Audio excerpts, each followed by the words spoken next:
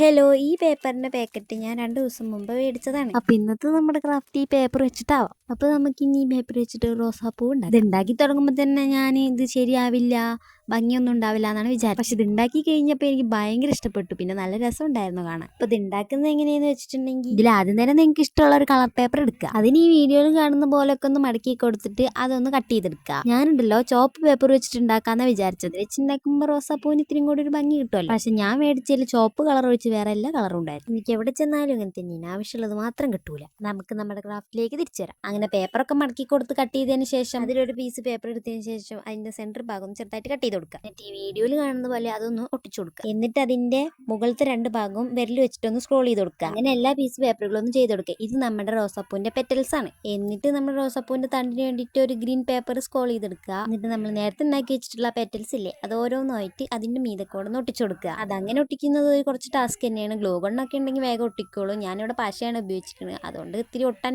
Time എടുത്തു. അതങ്ങനെ ഓരോന്നിന്റെ മുകളിലായിട്ട് ഇങ്ങനെ അടുത്തത് ഇങ്ങനെ ഒട്ടിച്ചു കൊടുക്കുക. ഞാനൊരു ചെറിയ റോസാപ്പൂ ഉണ്ടാക്കണം എന്ന് വിചാരിച്ചു, പക്ഷെ അതങ്ങനെ ഓരോന്ന് ഒട്ടിച്ചൊട്ടിച്ച് പോയപ്പോൾ അത് കുറച്ച് വലുതായ പോലെ എനിക്ക് തോന്നി. ഇനി നമ്മുടെ റോസാപ്പൂവിന് വേണ്ടിയിട്ട് ഞാൻ ലീഫ് കൂടെ സെറ്റ് ആക്കി എടുത്തിട്ടുണ്ട്. ഇനി നമുക്ക് അത് അതിന്റെ മീതൊക്കെ ഒട്ടിച്ചു കൊടുക്കാം. അപ്പൊ നമ്മുടെ റോസാപ്പൂ കൂടെ സെറ്റ് ആയിട്ടുണ്ട്. ഫ്ലോപ്പ് ആവുമെന്ന് ഞാൻ വിചാരിച്ച സാധനം നല്ല അടിപൊളിയായിട്ട് കിട്ടിയിട്ടുണ്ട്. ഫൈനലൊക്കെ എനിക്ക് ഭയങ്കരമായിട്ട് ഇഷ്ടപ്പെട്ടിട്ടുണ്ടായിരുന്നു. അപ്പോൾ നിങ്ങൾക്ക് ഇഷ്ടപ്പെട്ടിട്ടുണ്ടെങ്കിൽ ലൈക്ക് ചെയ്ത് സബ്സ്ക്രൈബ് ചെയ്ത് സപ്പോർട്ട് ചെയ്യുക. പിന്നെ നിങ്ങളുടെ അഭിപ്രായം കമന്റ് ചെയ്യുക.